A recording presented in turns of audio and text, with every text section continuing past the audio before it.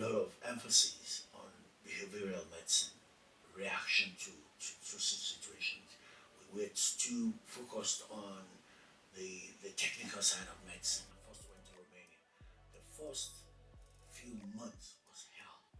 Very well. I remember going to Hyde Park Corner here in England and hearing the first speech from an HIV infected person about HIV and how people reacted.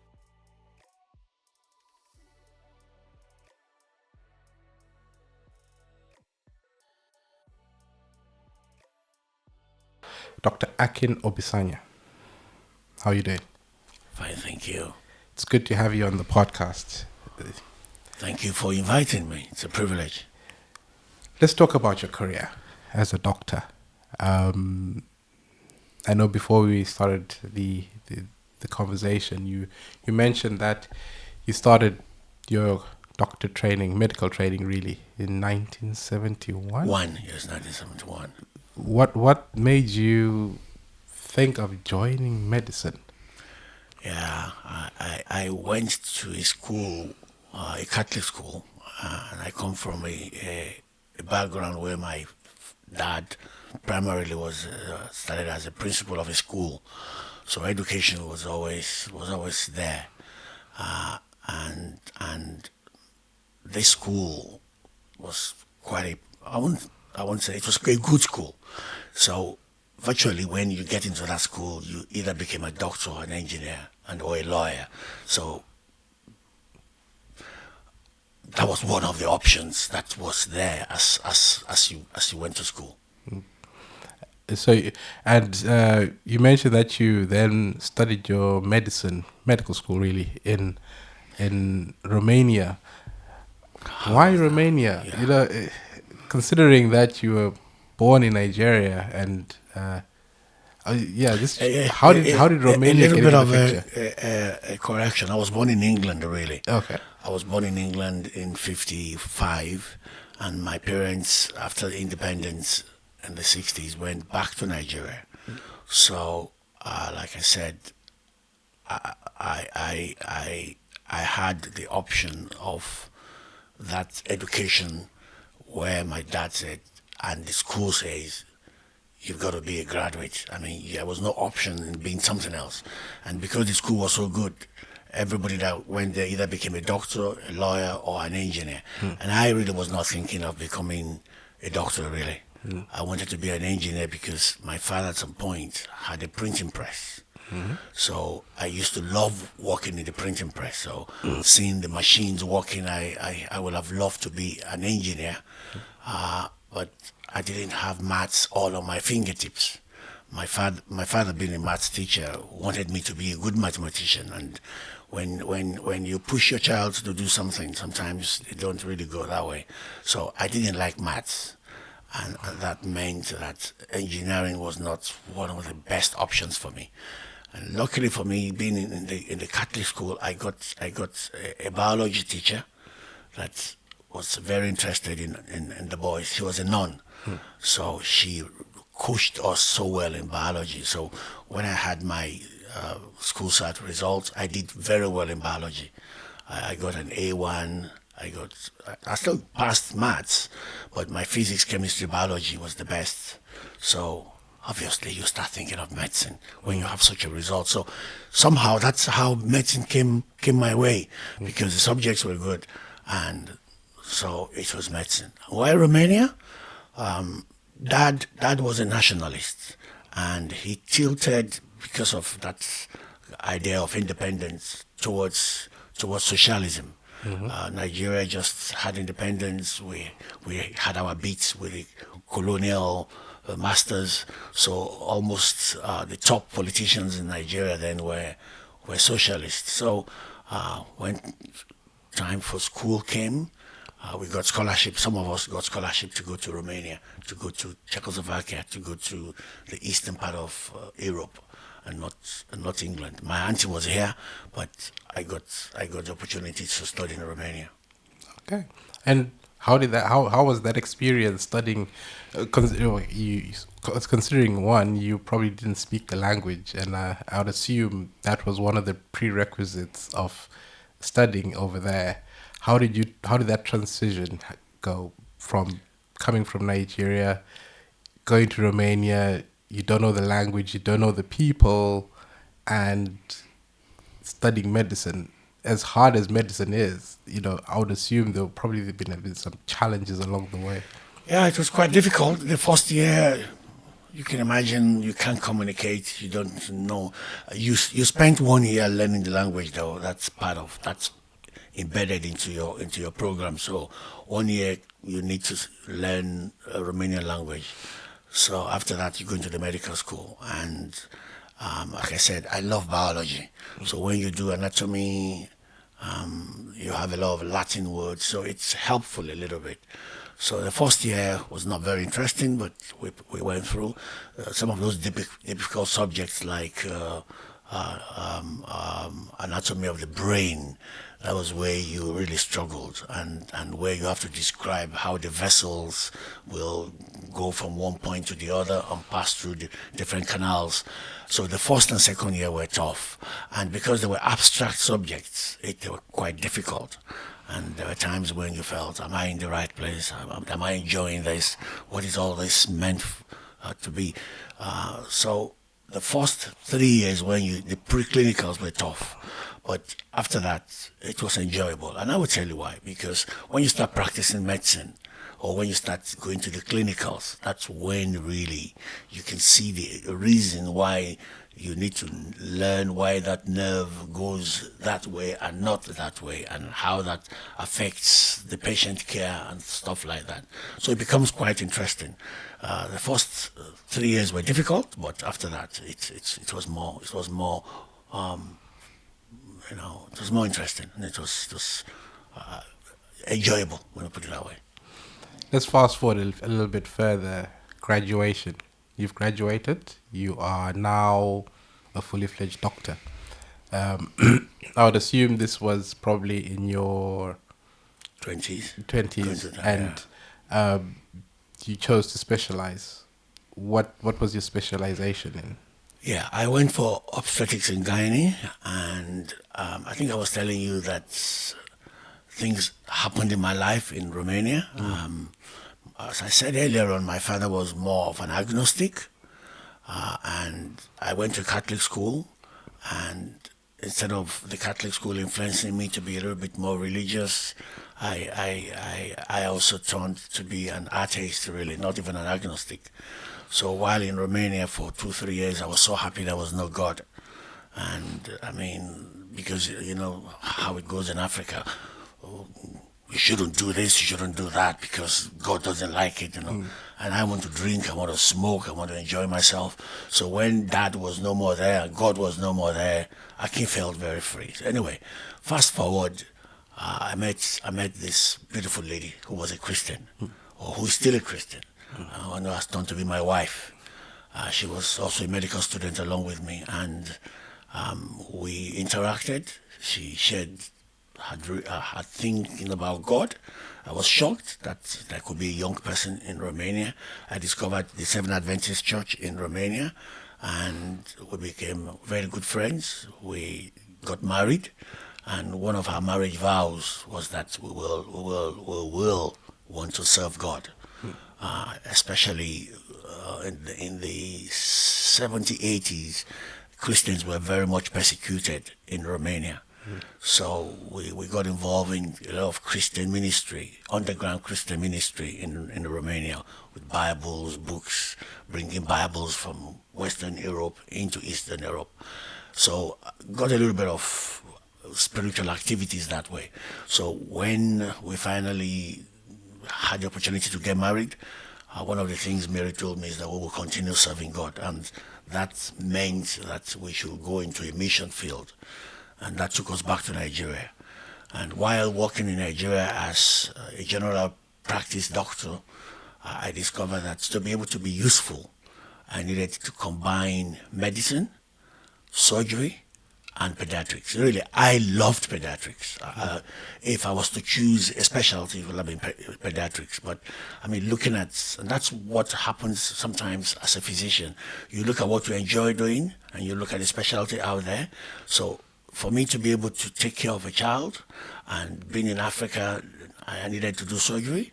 Obstetrics and gynae just fitted what I would have loved. If family medicine was an option, then I think I would have loved to be a family physician, because for family physicians who work in Africa, they are also surgeons. I mean, they do surgery, and you do pediatrics. So you're more like a general specialist. It's not like the GP here. So yeah, obstetrics was just the middle ground into internal medicine, into surgery and pediatrics. And sincerely, that was what informed me being an obstetrician. So how then, moving back to Nigeria and now you're practicing, you know, as a doctor, doing surgery, how then did you mix your newfound faith, I would say, together with your duties as a doctor? How then did you mix those two? Because I would assume that obviously the time you would have spent in the hospital doing treating patients would have taken up the bulk of most of your time. Yeah, I think if you remember, physicians were priests in those days. And it's just probably later in the history of man that the physician separated his duty as caring for the soul. But I think a physician should not only care for the body, but should care for the soul of his patients. So it really fitted very well. I remember my first surgery in the mission hospital. I was so impressed because obviously, as a doctor, you don't really pray for your patient in the usual way. But when I had this patient on the table, and I could pray and have that confidence that it was not only my fingers and my hands and my skills that were going to heal him and they were going to care for him, I felt more fulfilled. So I think it just blends to use your spiritual capacity to help your patient. So moving forward from that point, how would you say your career had progressed from the time you then moved back, and you're now in your prime, you're now, I would assume, really at the top of your game. How then does that gel together with family life? And I would assume you have, at that time, you're looking also to having children. And how did that all? Where did you find the time? It was tough. When it talks about time and all the obligations you have, and I happened to also be the head of the hospital. I remember our first, and it's a mission hospital, where people came and they didn't have to pay, and some of them were referred from even the federal government institutions that were around, and because you have to pay there, but they know that when you go to the mission hospital, those guys are good guys. They're missionaries. So just go there. So sometimes you have patients who come and you just give them everything. I used to donate a lot of my personal blood before I enter surgery. So I could donate probably once in 2 months my own blood before I do a C-section. So I think it's demanding, but there's a lot of satisfaction you get when you blend your profession with helping people, and then when you have that capacity, knowing that it is God that is behind all this, that your responsibility is not only to you being a physician, just because I'm a physician, but that this guy is also created by God, and that he has been sent to you to care for him. So when you blend all that together, yes, it's exhausting, but it's very satisfying. And I think for the 30 years I worked in Nigeria, and also had an opportunity to work in Malawi during the HIV/AIDS pandemic. It was exhausting, exhausting. But if I look back, I will do the same thing again. Probably with a little bit more cautious to give time. There were times when I never really had time for my son. I only have one boy, and I remember that my wife will say to me, because I was also lecturing in the we had, especially in Malawi, we had a school of medicine attached to the hospital. There were only two in the whole country, so it was the mission that had one school, and the government had one school. And so I had to teach the nurses, I had to teach the clinical officers, I had to do my rounds, I had to do surgery, and I had to do administration. So the times when I start ward round by 5:30, and I don't get back home until around 11 at night. And there were times also during that time when I was doing a master's in public health, so it was quite hectic. And I think, we were talking in the car. Now I just feel okay. It's time to rest. So yeah, it could be exhausting. It could be exhausting. The career is demanding, and when you put your heart to it to help people, then it could be more demanding.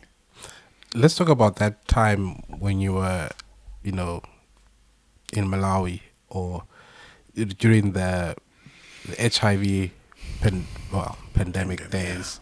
The stigma that was attached to HIV at the time, and the challenges, considering the health facilities at the time, and you know the preparedness we were for the explosion that then happened in Africa. How did you manage that period, considering the stigma especially that was associated with it? People were not as informed as they are now. Then back then they were like, oh, if you touch somebody with HIV, you also get it, and there were all sorts of theories about how you can contract it. How did you? Yeah, remember very well. I remember going to Hyde Park Corner here in England and hearing the first speech from an HIV infected person about HIV and how people reacted. I mean, it was horrible. So I went to Malawi, and even before I went to Malawi, a lot of people told me I shouldn't try it. I mean, my son was about 2 years old. Everybody felt the moment you enter. I mean, and you remember that Uganda was almost the epicenter then. So I went before I went. My friend said, "Don't dare go to Malawi, to East Africa, because anyway." So that was really heavy stigma. And it took me 9 months to make a decision. It took me, praying and asking God, "Do you really want me to go?" And I remember what made me make that decision was I got a call from another doctor who was in Malawi, married to a Malawian, and he was from Holland. And I mean, I had filled the form with the church that I was accepting that call. And here was I, 9 months after, still not being physically there because people said don't go. And one thing that he said struck me. And he said, "Do you love people?" He said, "I'm from Holland, and I've been here for the past 5 years," he said. "And I'm married to a Malawian, and I'm healthy, and I'm happy." And and I felt very bad. I felt that's a white man down there in Africa. I mean, doing the job. And here I am, in Europe, in England, running away from the responsibility of helping others. Remember, one of the things that I said I enjoy doing medicine is not just the motion of the profession. It's what the profession offers you in helping others. So that made me make that decision. And believe me, when I went to Malawi, just like when I first went to Romania, the first few months was hell because there were a lot of people dying. I remember going to we used to have an airstrip, a mission airstrip, because it was also a mission hospital. And I used to go and pick the Minister of Defense from his plane with my ambulance. He had HIV/AIDS. I used to have the Minister of, I think, Transport. He had HIV/AIDS. So it was devastating. It was It was crazy. I had my secretary who had HIV/AIDS. So people around you, virtually, people were going more for funerals than going to work. And I have a philosophy in life. For every challenge, there's always a solution. That time there were no drugs, there were no antiretrovirals, and if you wanted to get anything at all, you had to go to South Africa, and it was very expensive. So it was only the ministers who will go to South Africa and buy drugs for probably a week or 2 weeks, and then it finishes. And it was even doing them more harm because obviously we know that it's a continuum. You can't take it today and not take it tomorrow and expect to get results. So I always tell patients, because most patients, the moment you tell them they have HIV, it was either they went down mentally or they, some committed suicide. And I always said that a day will come.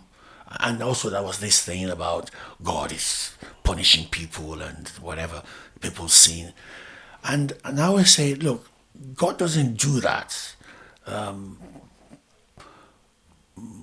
And we knew that HIV/AIDS didn't come only from sexual relationships. I always ask myself, what about the little guy that has a transmission, the little child that got transmitted? Uh, the mother got it from a blood transfusion. We knew there was a lot in France at that time from blood transfusion. I mean, so anyway, I always said to people, there'll be a time when we will have the treatment. So don't commit suicide. Hope. So it was tough, but today, yeah, we got over it. I remember our recent COVID. I mean, how people were devastated and everybody was interpreting COVID in all its forms and modes. So, for every challenge we have, I think we should look up than just, lose hope and start finding other reasons. So that's why this profession this career is good. I mean, I enjoy it when you can give people hope. There's always solutions. Just going back a little bit to, you talked about the amount of death that you saw. Um, Surely, as a doctor, as a physician, it does sometimes take a toll. Seeing so many people that being affected, how is there any way that medicine, the school, prepares you for that? Sadly, no. Sadly, no. I think the reality of our medical schools, I think we don't put a lot of emphasis on behavioral medicine, reaction to situations.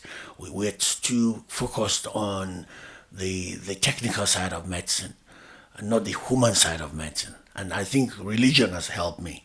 My faith has helped me a lot to be able to react in a way to my patients and also to help myself. Though during the time in Malawi, I got sick. I got sick too. My blood pressure when I went to Malawi was 90/60, but by the time I was leaving Malawi, my blood pressure was at 180, 120. And I started taking antihypertensive drugs, though my parents were also hypertensive, so I had other predisposing factors to it. So, but I know that I was able to do a lot by prayer, by knowing that God is in control of the situation. It's not only me, and God will intervene at some point. Like I said, I always tell patients, look, don't lose hope, don't commit suicide. Don't.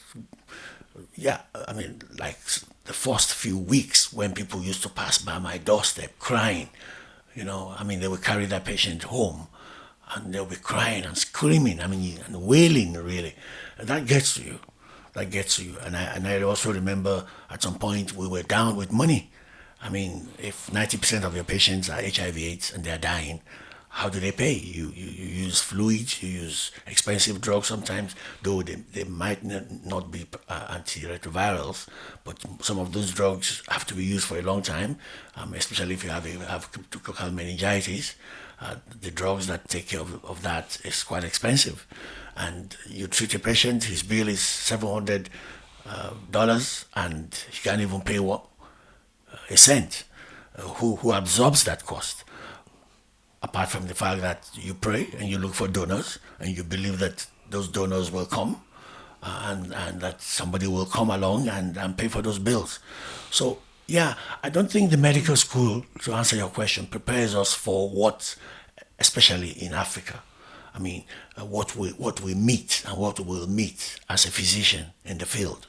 And I think it would be nice to have our students realize that medicine is not just about a desire to be in a profession. It's also you must know that it's stressful. Apart from when you're in the medical school, when you are really on the field, when you're doing the job, you really need to have that stamina and the love for the profession. You can't do it for money only. I believe doctors need to be remunerated properly because, yeah, it's a noble profession, but you also want to feel that you appreciate it. So when doctors goes on strike, especially in Nigeria, doctors do strike a lot, and people say, "How can the doctor go on strike?" And I say, "Yeah, they go on strike because we don't go on strike as a mission hospital. I mean, and I don't believe in going on strike, but sometimes I think people take doctors for granted. I don't believe doctors should become trillionaires, but I think doctors should be properly remunerated." Looking back at your career, cons- obviously you went the mission doctor route mostly for the bulk of your career. Would you have done it any differently in hindsight, considering all that you have experienced in your entire career? Yeah, I Would told you, that I didn't want to be a doctor. I wanted to be an engineer. If I was, I think I would have regretted if I was an engineer. And at some point also, I wanted to be a pastor. I left the medical school for 1 year, and I felt okay. I mean, you can't save people, but you can save their souls. That, especially when I became a Christian, I felt okay. Probably, I better just take care of the soul, and this body is also, it's going to die anyway. So I left medical school. I came to England, went to a seminary for about a year, and yeah, though it was not out of my own desire to go back, but my dad insisted, "Look, listen, I think that's you're losing your mind. I appreciate that you met Christ, but go back and be a doctor." And I thank my dad for that, that he pushed me back into medicine, and I will still do what I've done. Probably I will rest more. If I'm to do what I've done, I will be more mindful of my own health, and switching off sometimes, like switching off my phone when I'm not on call, and when I'm on holidays, just remember that I needed to rest, because really, virtually, when I was on holidays, I was fundraising, because I knew that when I go back, my hospital could be in deficit for drugs. So I wanted to build a new clinic. I wanted to build a new part of the hospital. I needed a new theater bed. I needed a new X-ray machine. So during my holidays, my wife would be, "We got to rest," and I was saying, "No, we need money for the hospital." And it was all this family squabble for holiday and work. Yeah, I will have done that differently. Yes. you mentioned that you have a son, and I believe he's also done medicine. Yes. Was that predominantly an influence from you? Yeah, too sinfully, I would say yes. Though in hindsight, I wish we had left him to make his own decisions. My wife is also a doctor, as I said, and we just assumed that he too should be a doctor. I don't know where that assumption came from, and he wanted to do business, and I said, "Business? I mean, what are you going to do with that?" You know, I mean, his maths was solid, his physics was excellent, his biology was good. He also loved English. He also loved, I don't know what other subjects. He went to Wall Street once on a school trip, and he came back and said, "Dad, I want to be a businessman." I said, "Where's that coming from?" So yeah, we could have left him to choose what he wants, because right now, although he's happy he's a doctor, but he has a lot of sidelines. He has a lot of sidelines. he loves to be an entrepreneur. When I ask him who is he says I have three parts. I have my doctor side, I have my artistic side, and I have my entrepreneur side. And he still believes he needs more money than I needed. So It would be nice to have a conversation with him about his career at some point. But moving a bit forward now that you are retired as a doctor, do you miss it? yes. I think there's something about being a physician and being a professional. You can never stop.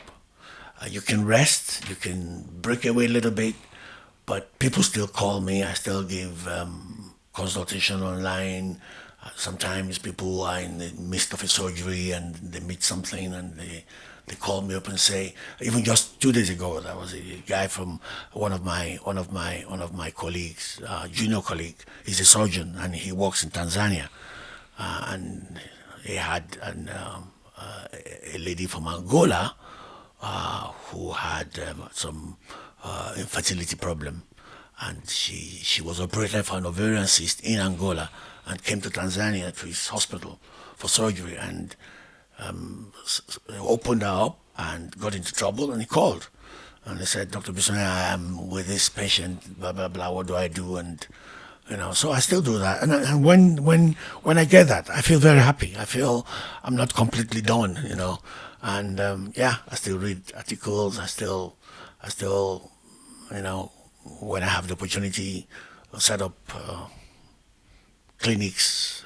Like I'm going to Nigeria in the next coming few weeks to set up a clinic in a place that has been on my mind that lack medical facility, and we're going to build one, and hopefully we hope we can man it when all Nigerians are running away and coming to England. We still need a lot of clinics that people don't have access to health, and I'm still part of it. I'm still part of it, though.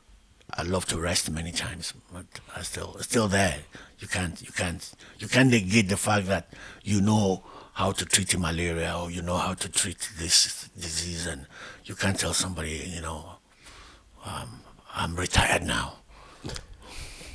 I think that's one of the challenges that a lot of people in the medical field struggle with. My mother's a nurse, and like you, she can't switch off. Even though she's retired now, she still cannot switch off from being a nurse. And I think it's one of those professions, those especially the medical profession. I think it's one of those where I think it's a calling rather than a job. You're right. Because I've seen, I like your son have grown up in and around hospitals since I was very young, although the influence did not brush off onto me. But I have seen the toll it takes on medical personnel, the challenges that they face, especially with underfunded hospitals. The time that it takes and the pressure that it puts on families, especially when people, like say in my case, my mother would have to travel and be away for extended periods of time, and you are left maybe with a carer or with an uncle, or it's really not the same as having your parents there. What would you say to someone who's looking to explore medicine, especially missionary medicine? What would you say to them now, in hindsight of everything that you've learned in your experience over the last 30 plus years? I'll say that love people, but love yourself first. You can love. That's what my wife always says. I mean, because my wife she's more balanced than me. She.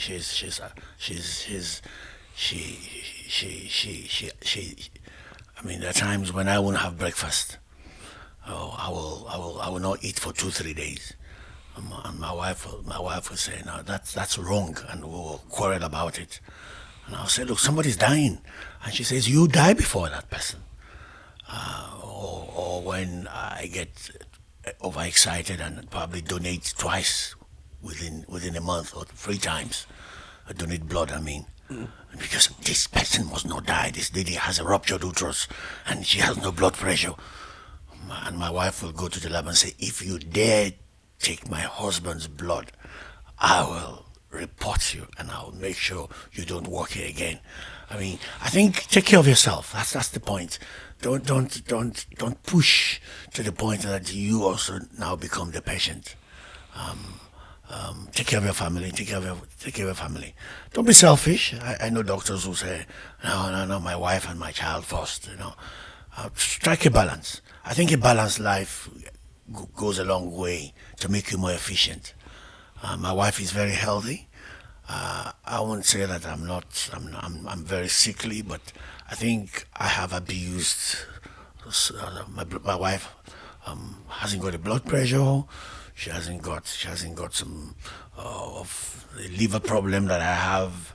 She hasn't got. I don't know. I think some of my problem is also genetic, but I think I pushed my system.